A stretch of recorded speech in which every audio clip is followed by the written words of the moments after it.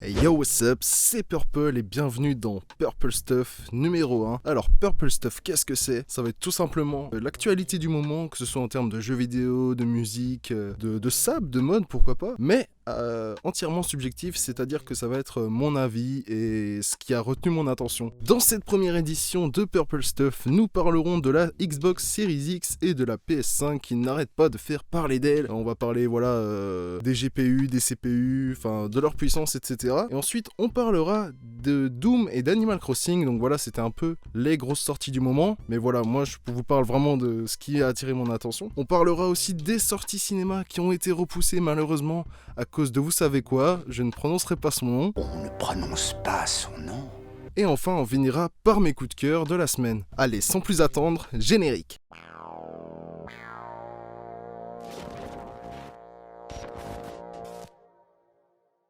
Vous n'êtes sans doute pas passé à côté, la Xbox Series X et la PlayStation 5 ont été annoncées depuis maintenant quelques mois officiellement. Alors avant de faire un point sur les caractéristiques techniques des deux machines qui devraient arriver à la fin de l'année, j'aimerais qu'on parle de la nouvelle manette qui vient d'être annoncée officiellement dévoilée par Sony. En effet, c'est la première fois qu'une manette PlayStation change de nom. Et oui, on a connu tout simplement les DualShock 1, 2, 3 et même 4 sur la PlayStation 4. Et maintenant, nous sommes rendus à la DualSense et non pas à la DualShock 5. Cette nouvelle manette, de cette robe blanche et noire un peu bizarre au premier abord, hein, je vous avoue que moi j'aime pas trop les couleurs, mais le design me plaît plutôt bien. Elle inclura donc un micro pour la première fois dans une manette PlayStation, un micro intégré. Plus besoin de casque, etc. Même si bon, voilà, pour des longues heures, je pense que ça risque d'être un peu chiant si vous voulez vraiment de la qualité, pour des enregistrements par exemple, mais c'est quand même un plus qu'on aurait aimé avoir depuis un certain moment. Autre différenciation par rapport au modèle précédent, ce sont ses formes. En fait, elle va avoir des formes un peu plus arrondies, je pense que elle va mieux tenir en main tout simplement, un peu comme une manette de Xbox mais en moins gros. Et on peut noter que le pavé tactile est un peu élargi, a pris une forme différente. On attend donc un communiqué de Sony sur cette fameuse manette DualSense afin d'en savoir plus, notamment sur la disparition du bouton Share qui permettait notamment de partager ses gameplays ou pouvoir faire des vidéos notamment ou du stream. Là, il y aurait un bouton Create. Et donc, je ne sais pas vraiment à quoi ça va servir. Je pense que ça va être les mêmes choses, mais en plus développé. Donc, j'attends ça avec impatience. Bon, pour en revenir aux caractéristiques techniques des deux machines, la PlayStation 5 aura une architecture GPU AMD RDNA 2. Donc, ce sont vraiment deux cartes graphiques, deux GPU sensiblement pareilles, sauf qu'ils seront customisés par Sony et par Microsoft avec AMD. Donc ces architectures vont pouvoir fonctionner avec 16 Go de RAM chacun, donc 16 Go DDR6 à 256 Mb pour la PlayStation 5 et 320 Mb pour la Xbox Series X. Quant au stockage interne, la PlayStation 5 devrait pouvoir intégrer un SSD de 815 Go. La Xbox Series X, quant à elle, devrait posséder un SSD de 1 Teraoctet. Les deux machines devraient être équipées d'un processeur Zen 2 customisé, comme en ce qui concerne le GPU, et avec 8 cœurs, donc avec une fréquence variable, donc c'est annoncé à 3,5 GHz de fréquence pour la PlayStation 5. Quant à la Xbox Series X, elle est annoncée à 3,66 GHz. Après voilà, ça peut bouger en fonction des jeux et des applications, on verra bien à la sortie. La grosse nouveauté sur cette génération de consoles, ça va être de pouvoir jouer en 4K à 60 images par seconde sur la plupart des jeux. Enfin, j'espère, ce serait bien que ce soit le standard quand même. Donc, elles intégreront un lecteur Blu-ray 4K UHD, bien sûr. Bon, voilà, ça c'est la base quand même en 2020, surtout sur une console qui se veut multimédia. A noter aussi que dans les deux cas, il y aura une possibilité d'extension du stockage avec un emplacement interne de SSD pour la PlayStation 5 et une carte mémoire externe Seagate pour la Xbox Series X. Et oui, je vous le montre en image, c'est tout simplement derrière la console, un petit emplacement où vous pourrez mettre une petite carte mémoire un peu à l'ancienne, un petit retour vers le passé. Je dois arriver, c'est pas possible. Bon, il y a bien sûr d'autres données, comme la vitesse de transfert, ou encore la puissance du GPU en teraflop, mais bon, je ne m'y connais pas trop, je ne vais pas m'attarder sur le sujet. Toujours est-il que sur le papier, la Xbox Series X est censée être plus puissante que la PlayStation 5. Mais en réalité, je pense que ce sera tout autre chose, puisque cela dépendra de l'optimisation de chaque jeu et de comment les développeurs s'en sont sortis pour créer les jeux. Alors pour rester dans l'actu jeux vidéo, nous allons parler des chiffres de Doom Eternals et des chiffres d'Animal Crossing New Horizons, respectivement un jeu multiplateforme et un jeu exclusivité Switch. Alors concernant Doom Eternal, il s'agit d'un des jeux les plus attendus de ce début d'année 2020. Enfin début d'année, on est un peu en avril, est-ce qu'on peut vraiment dire qu'on est en début d'année? Non.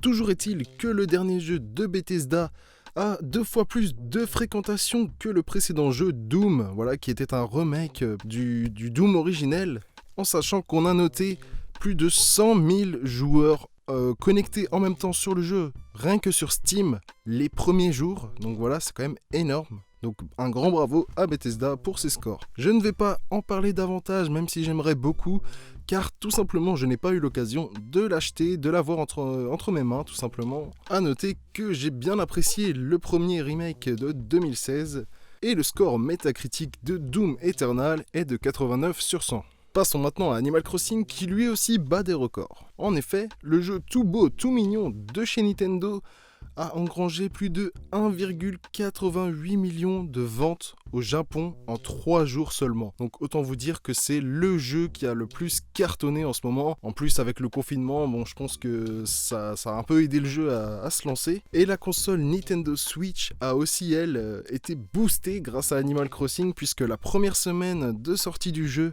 la console a enregistré un score de 392 576 ventes, donc c'est vraiment énorme. Évidemment, dans ces chiffres sont comptés les Nintendo Switch classiques et les Nintendo Switch Lite. Allez, sans transition, nous allons parler cinéma. Et oui, il y a plein de sorties repoussées ces derniers temps, notamment tous les films du MCU. On pourra noter par exemple Black Widow qui devait sortir le 1er mai, voire peut-être même le 29 avril en France, et qui donc a été repoussé au 6 novembre. Donc voilà, le fameux film tant attendu du MCU, puisque le dernier film en date du MCU est Spider-Man Far From Home, un film que j'ai vraiment apprécié d'ailleurs. Pour en rester au film de super-héros, c'est aussi Wonder Woman 1984 qui a été repoussé au 14 août. Bon voilà, je vais faire une petite parenthèse sur les dates. Elles ne sont pas encore totalement officielles à l'heure où je vous parle.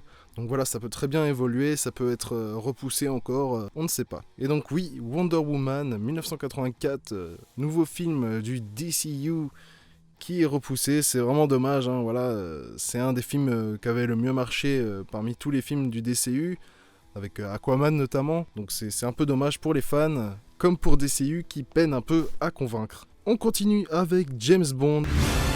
Mourir peut attendre, qui a été donc repoussé au 11 novembre, toujours selon quelques chiffres qui peuvent évoluer. Donc voilà, c'était très attendu puisque c'est le dernier James Bond avec Daniel Craig en tant qu'agent 007. Et oui, je sais, ce sont des nouvelles un peu tristes, mais ne vous inquiétez pas, la rubrique coup de cœur est là pour vous apporter un peu de bonne humeur. Le premier coup de cœur dont j'ai envie de vous parler, c'est tout simplement le jeu Dreams sur PlayStation 4. Donc c'est une exclusivité PlayStation. Donc voilà, c'est développé par Media Molecule et donc c'est les créateurs en fait de Little Big Planet. Donc la particularité de ce jeu, ça va être de pouvoir créer ses propres jeux. Bon, je vous cache pas, c'est un peu difficile, mais vous pouvez faire vraiment tout ce que vous voulez. Des FPS, des jeux de voiture, des jeux de baston, des jeux à licence.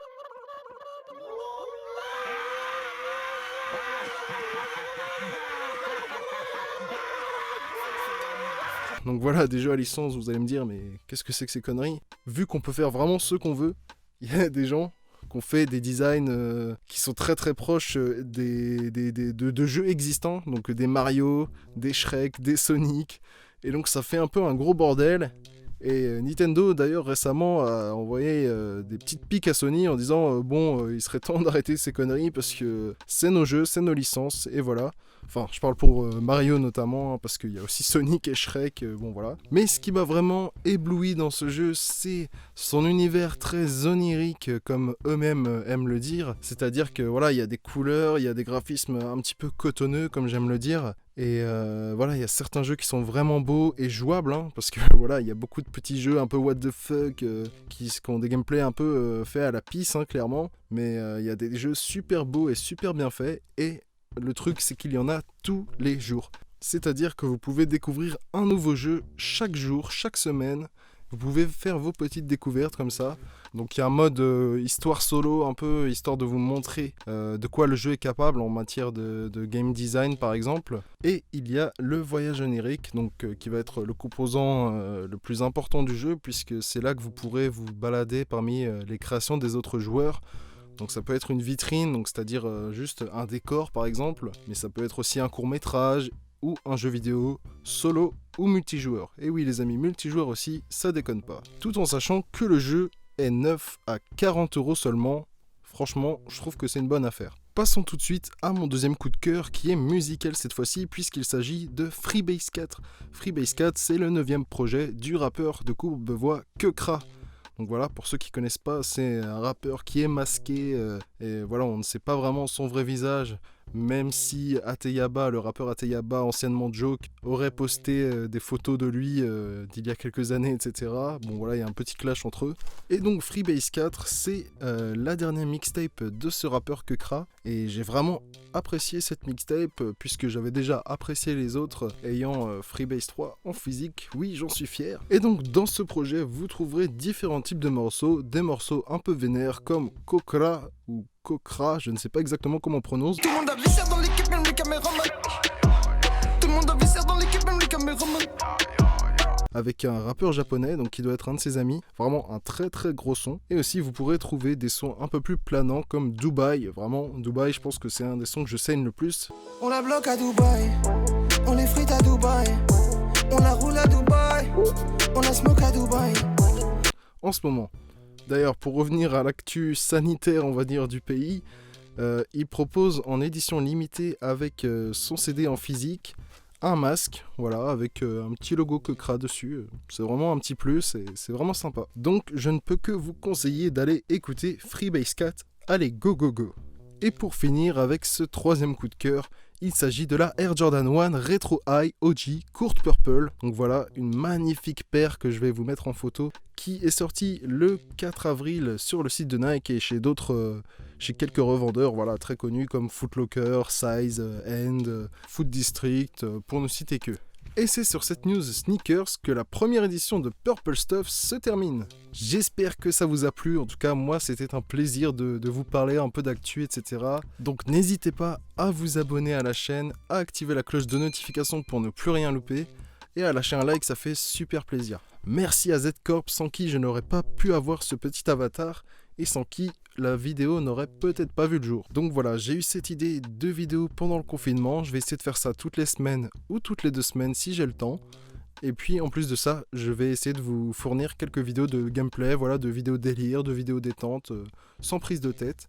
Et donc j'espère que vous vous abonnerez pour suivre tout ça. Allez, peace!